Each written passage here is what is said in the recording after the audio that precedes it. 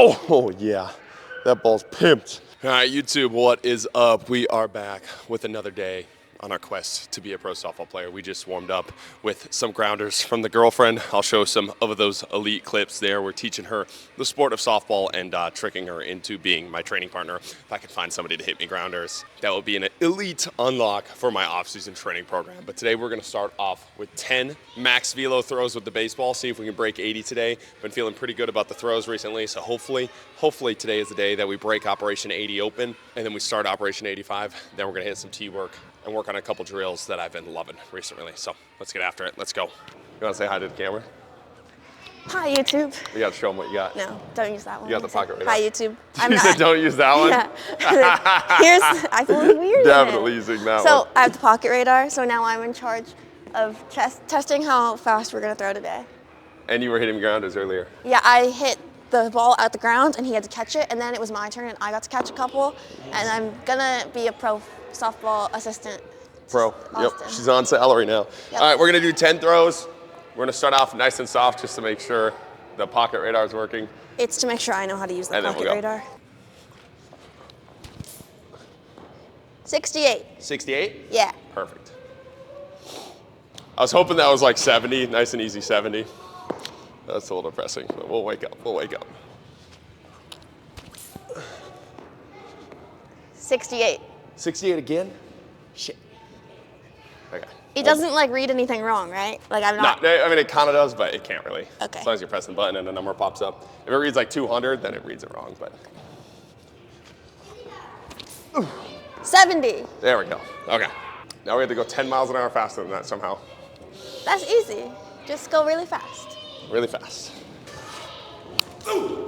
75. 75?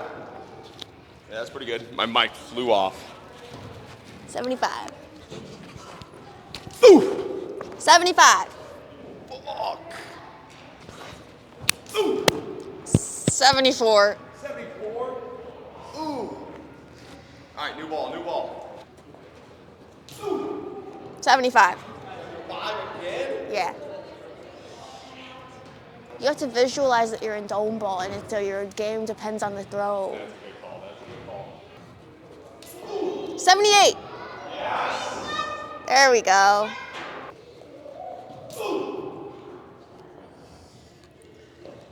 Not good? 76. 76. Okay, that's 77. one more. Please hit 80. I'm showing the camera every time so you don't think I'm lying. You're gonna have proof. It didn't read it. No! I thought that was 80, but then 77 wasn't. It got dots. 78. Damn it! Alright, that's my day. That's my max exit velo for today. 78. All done. Let's go. Appreciate you. All right. So we got Vegas here. It's Wednesday. We leave for Vegas on Friday. We play Saturday.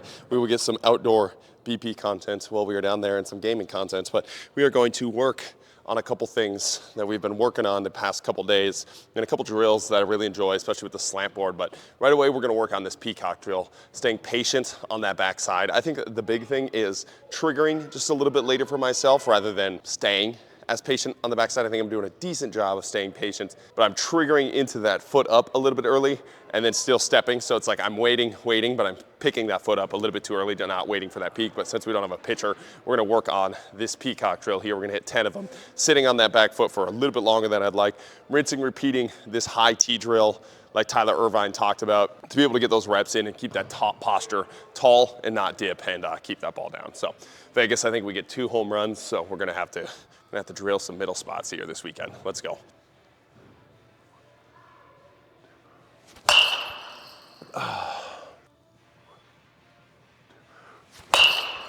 Oh, that's a good swing. When I come out of this position, I want to come out a little bit shorter than I typically come out. So I want to hold here and then short and down on the ball rather than come here. And what I've been finding, doing a good job staying stacked on this end, and then I'm dropping to go through the ball because I'm triggering a little bit too early on that short one. Stay nice and stacked and then make it short to the ball. Ooh. You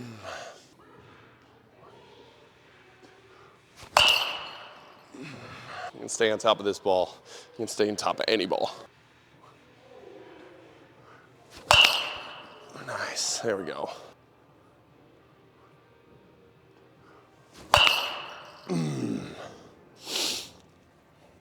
I've also been kind of liking the feel of triggering from the back hip rather than triggering with that leg kick. So typically, if I trigger with that leg kick, it keeps me a little less adaptable, because if I trigger with the leg kick and it's a shorter pitch, I am stuck down. Whereas if I stay here, trigger with the hip first, my hip stays with my leg kick and I keep that posture. When I trigger with that leg kick, it usually keeps me on that lunge pattern. So trying to stay out of that. That was a good feel on that last one, of triggering with that backside hip.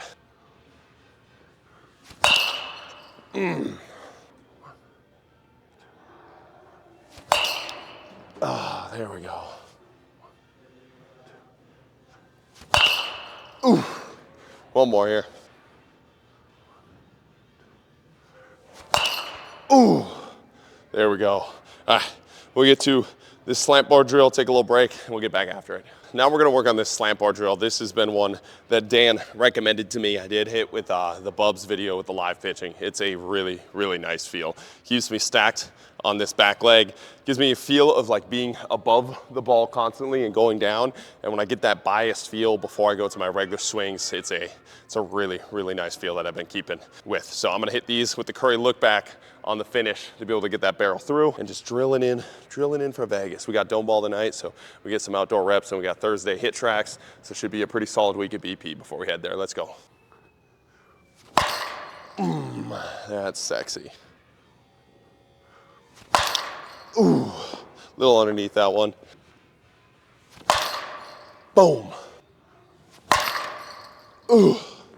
Forgot the Curry look back on the first couple. Need to get back to that. Ah, missed that one a little bit. Ah. Ah, that's a good feel. Ah. Oh, there we go. Tantrum's starting to open up. Thing is feeling juicy. Only took a couple thousand swings. Last one here. Oh, yeah. That ball's pimped. All right, we'll take some 10-ish swings without the slant board, and then we'll call it a day. Nice little quick BP sesh here. We're gonna be swinging our gamer for Vegas, which is this Powercell.